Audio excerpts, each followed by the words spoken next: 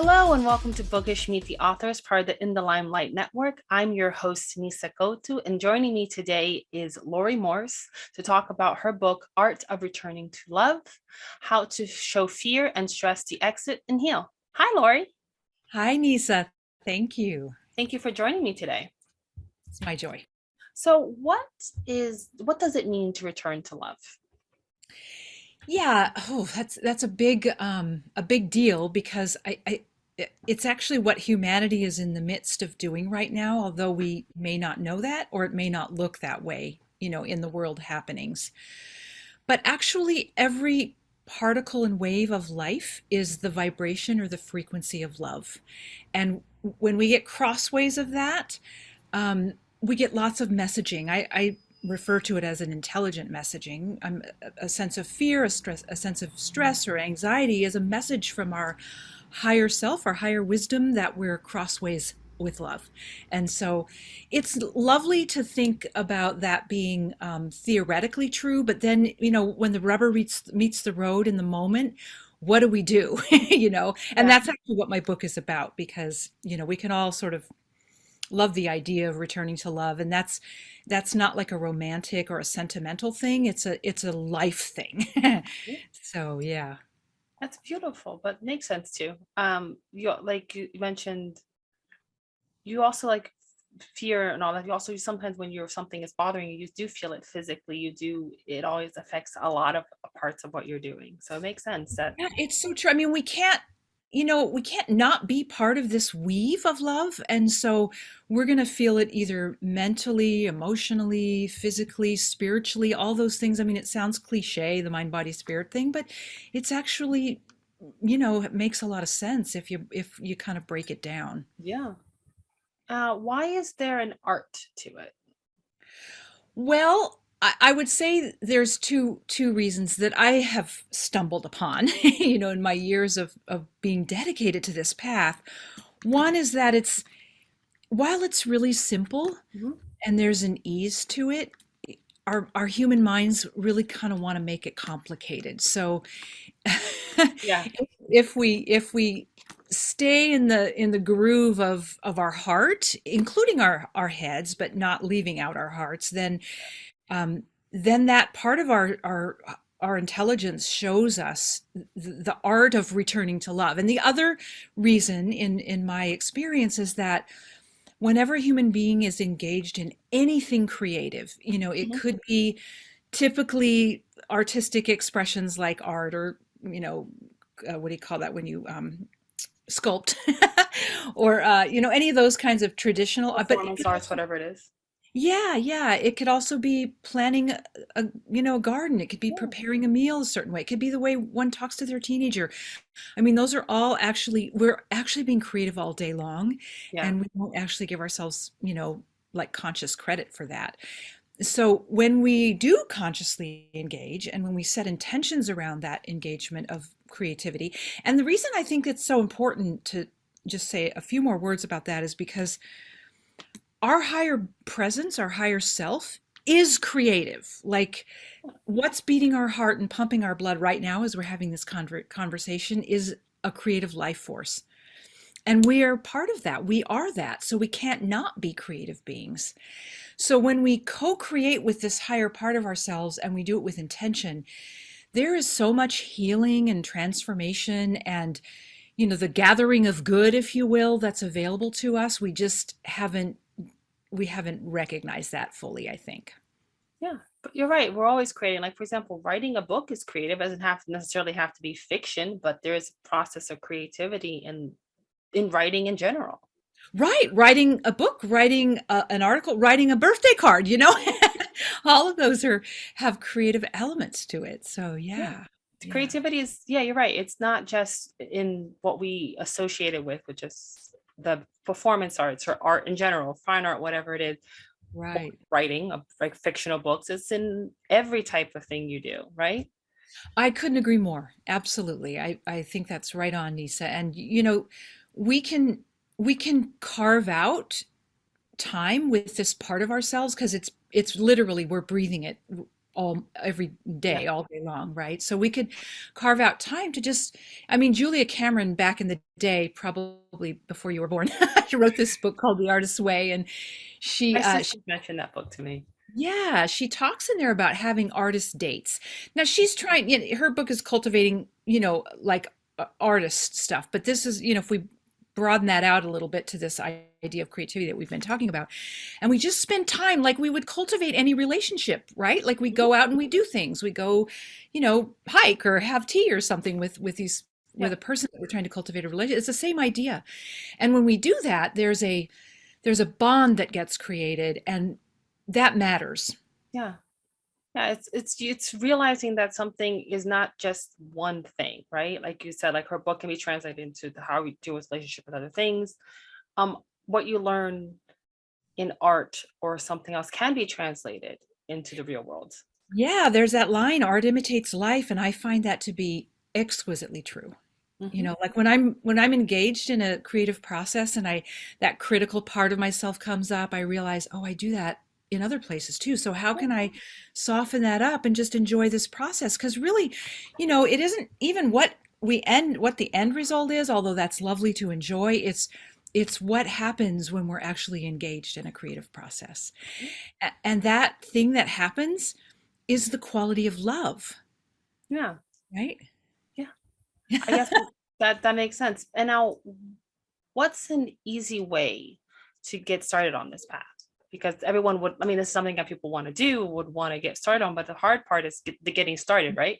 Yeah, exactly. Well, I mean, obviously I'm going to plug my book because I wrote my book for this process. I mean, literally, if the truth be told, I've been in this healing art in the healing arts. I'm a Chinese medical provider for 30 years, and what has been frustrating is how hard it is to say everything that's in that book in the 10 or 15 minutes I have to spend with someone Yeah. before their treatment, right? So I A lot of information at once. it's a lot of information. And so I just kept gathering the information. And then at one point, my higher self said, you need to sit down and put this all in a book form and get it out. And I was like, okay. And honestly, I didn't even write the book. I mean, I did, but it's this creative life force that, really did the penning of the book, if you will. So you So to channel the energy to write, put it from, you are the channel to put it into words, to put exactly. it And we onto all paper. are that, right? If we're these vessels of this life force that is so abundantly available, if you will. We just have to sort of get ourselves more in alignment with it. So to answer your question, there's a lot of material out there. So I would just say for someone to, okay, thank you. Let me just take a step back. The very first thing is to set the intention, hands on heart. If this is something appealing to you or your listeners, it would be like, I really want to walk this path. I want to know more about my higher presence. I mean, this is what I do all the time.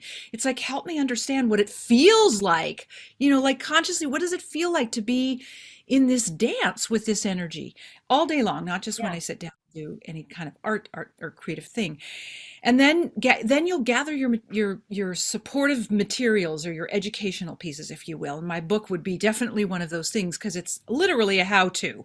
It's do this kind of thing. Here's a breath process. Here's ways you can activate your creativity. It's a real how-to. People have said, "Oh, this is like a workbook," and I never thought of it that way. Which But is great, which is a great way to learn is by doing, right? Is not just if we sometimes. don't, you're so right, Nisa. If we don't actually do it, if we don't live it and feel it, then we don't own it.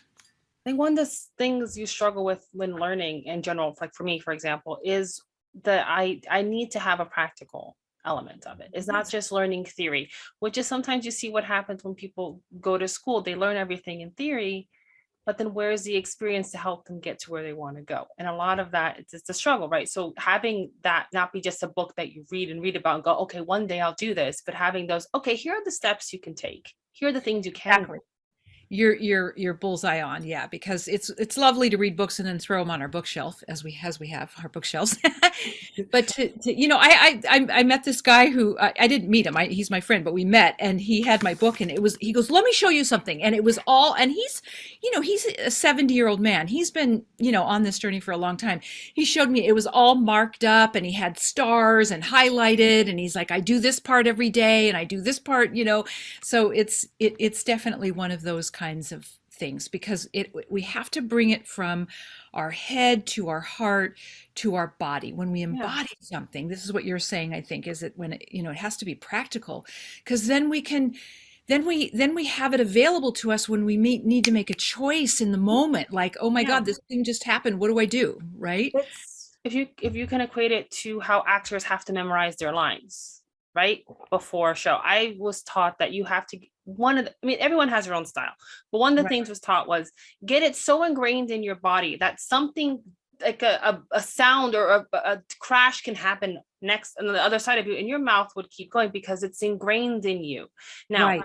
that doesn't necessarily mean that you're robotic and that you don't live in the moment, that you're not listening, Right. but you are so ingrained in what's happening that if something were to happen, you'd be able, this character, this world, this play, what you're doing so well that you could probably find your way back, and it's not going to derail you every little thing if something happens that you don't know what it is. Exactly. And that is what you just described is a way to live. It's a foundation of more peace than not, anyway, that overrides our brain tracks of fear and stress. And like you said, we have to cultivate that. And the star of the show, since we're using, acting as a as a metaphor, the star of the show is our higher presence. I mean, it really is us. But if we can imagine, this is what's important for our mind to get wrapped around, right? Like this higher presence part of ourselves, which is actually more of our anatomy than our physical self, yet we focus all of our attention on these physical, beings. And there's nothing wrong with that, but it's such a small percentage. In fact, physicists say that it's 96, we're 96% non-physical and 4% physical. So that 4%, that's a small amount, yet we put every bit of our focus on this, right? So my point is if we were to regularly, and the book describes how to do this, but if we were to regularly cultivate this connection and this relationship with our higher self, and then we have to say, okay, so this higher self part of us is already love. It's already whole. It's already healthy and vital and abundant and enough, right? And worthy, because that's one of the things that our human minds struggle with.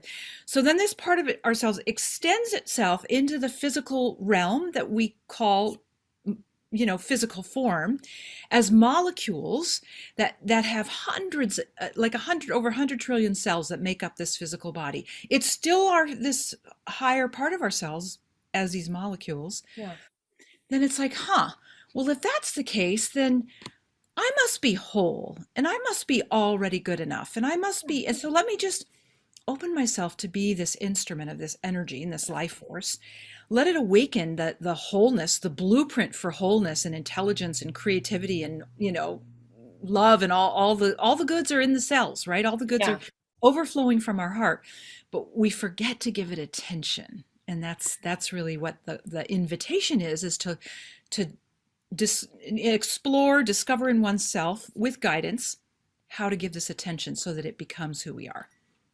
Because it already is who we are. Yeah.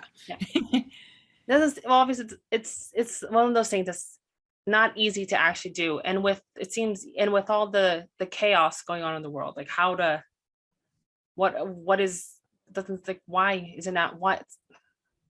My brain is going faster than my words. Yeah, I get it. Yeah. So it doesn't seem easy with all the chaos going on in the world, right? Because there's chaos within you, there's chaos going on with everything else. Yeah, no, it's true. And we could say, oh my God, it's never been this chaotic, but this is something that I find curious, because if I like to understand like our historical paths that we've come from. I think that's important. History is important to learn. It's important so we don't have to repeat it, right? That's the quote, right? History is doomed to repeat itself, isn't it? And that, well, but it isn't doomed. No. It's doomed if we don't connect and access solutions and viable, ways of doing things that are not just recycled historical energy, but are, more like a renewed form of energy, which we only have access to in this connection to the source of life, if you will. Right? So, but the thing is we always think that our time that we're living is like the most dramatic and the most chaotic and and we could make a case for it right now. I mean, we could. But here's the thing. It's going to keep going on that way no matter what. And if we have any hope of making any change, of making any sort of contribution with lasting impact into the pool of consciousness, if you will, that we'll call humanity, Mhm. we can't do it unless we do it from this place, unless we do it from this connected place. And all we have to do is our own thing, our own work, right? Whatever comes up, it's like, okay, well, that's a trigger, and that's a charge, and that's an emotional pain I have, or this is a physical pain, whatever the thing is. Let me return that energy to love. This is what the book is about, so that I have more of me, more of my real me flowing through me. And the more of us that do that, we all make different, then we're projecting into the world screen, if you will, very differently than what we're projecting now. Yeah. This is a big deal. What Yeah. what what you brought up. Yeah. So it's kind of the idea of it's going back to history, right? In order not to repeat, you have to learn it. So you have to, it's the idea that you have to learn more about yourself and who you are and be willing to work on yourself, as in like learning who you are and what causes you to do things, so that way you can be more connected, right? That way you can maybe avoid those things that make you Yeah, and even the those other way around. responses you have. Yeah, even the other way around, Nisa, you like we tend to come from the programming. The human mind tends to come from the programming that we're broken and wounded. Yeah. And we need to fix ourselves, right? Yeah. And we have a lot of evidence of that. So it's not like it's not true, but here's the key. It isn't the highest truth available to us. So we live from this sort of like, narrow focus of what we consider to be true. Again, it's not that it isn't true, but when we connect first and then say to our higher selves, show me how to release this stuff that's no longer me. This is what true healing is, right? And this is a personal medicine that when we connect with this part of ourselves, when we engage in creative expression, when we do breath exercise that connects us to this cosmic life force that's way more than just oxygen, but we don't realize that, right? Yeah. When we do all these kinds of things, it teaches us what's true about us, not what we believe to be true because of what we've experienced and don't know otherwise, right? But Yeah. this part of us will teach us what's really true. And it is nothing short of magical. Now, how can I get good at this? Because that's the thing, right? People want to, it's learning it, but then the goal is to actually achieve that, say that this is something I can do and I can be good at. Absolutely. And you said it actually earlier, it's practice. It's Yeah. it's really practice. And it's making a decision that this is an important element of your one's life. I mean, I've made this decision, like this is really important to my life, because if because when I don't make that decision and I renew that decision every day, right? Just to sort of be clear, when I don't, life is rough. It's Yeah. not very fun. And so I'd much rather make the decision and be devoted to that decision just in my waking time, from one, morning to the next, right? It's only half the hours in a day. Um, and I have my practices. Many of them are in the book, as I keep repeating myself. I don't mean to be repetitive, but but just to sort of make that point. These are the practices I do. I wake up, I make my clear decision, and then it's an all day thing. I'll tell you a trick. I drink a lot of tea, and so I go to the bathroom a lot. Maybe that's TMI, but my point is that I associate like reconnecting Mhm. to every time I go to the bathroom. So people can do that with taking a drink out of their water bottle, or when they want to go to make a text, they can just, it doesn't take that long. Of course, it's a little wobbly and clunky in the beginning, but then you just But get like, good at it, like anything else. yeah, but every time building a habit is always wobbly and from the Absolutely. beginning. But it's something that resonated with what you said, is that you also have to be willing and ready to do this. You can't, if you're not open to it, doesn't matter how much you try, you have to also be honest with yourself and be ready to do it and be willing to accept, right? Because you said that you have to redo this every day. So it's not, if you're not ready. Yeah, no, it's true. And, like all of us, and this is how I got here, is that my back was in the corner so many times, and I had more suffering than I wanted, and more pain and more fear and more stress, that I finally just said, you know what? I don't have anything to lose but to give this a shot. Mhm. And most of us kind of make, unfortunately, our choices when we get to those places. Yeah. There's also something else someone once told me, is this idea that basically the universe will give you signs if you're going in the wrong direction. It will make the path harder. Things are not supposed to be easy. They're supposed to be with more ease. And if you keep going in the wrong direction, sometimes when they're telling you this was just, it's not saying it's going to be an easier, smooth path, but if you keep heading in the direction, even though they're telling you this is what you, this will make your life easier, right? And Right. you keep going in that way, you'll get more resistance, you'll get more challenges. Not to Ex- say the other path won't have them, but it'll be more done with ease. Not easy, but with ease. Right. Here's the thing. We pick our hard, right? Mm-hmm. Yeah. So both of them have difficulty to them, Yeah. but it's way more difficult to live disconnected and Yeah. within resistance. It isn't an easy thing to be dedicated on the on the regular, but But it's nothing in life is easy, but you no, have, and it's a lot easier than not doing it. That's yeah, what I've come to the yeah. conclusion. So But now where can people find your book, and also they can find you? yeah, so on Amazon, the Art of Returning to Love, are you going to post links with the on in the show notes? Yeah. Okay, so there's the Amazon link. You can also go to createtohealstudio.com and you can actually get the book for free. It's a PDF version. Oh, nice. Obviously on Amazon, it's it's either Kindle and paperback, all as low as I can price them and not lose money. Because Yeah. really, I don't care about making money on the book. I care about the message because Yeah. the message is, Well, that's wonderful. yeah. So Well, thank you, Laurie. It was really wonderful speaking with you today. Thank you for joining me on the show. And I wish you continued success on everything that you do. thank you. And I'm a messenger for for the message of returning to love. So let's wish the art of returning to love in a more global way. Let's wish that continued success. Yes, of Yeah. course. That's it's a And beautiful. I appreciate Nisa our conversation very much. Thank you. It was wonderful having you on the show, Laurie. And Thank thank you everyone for joining me. And see you next time on Bookish, Meet the Authors. Bye-bye for now.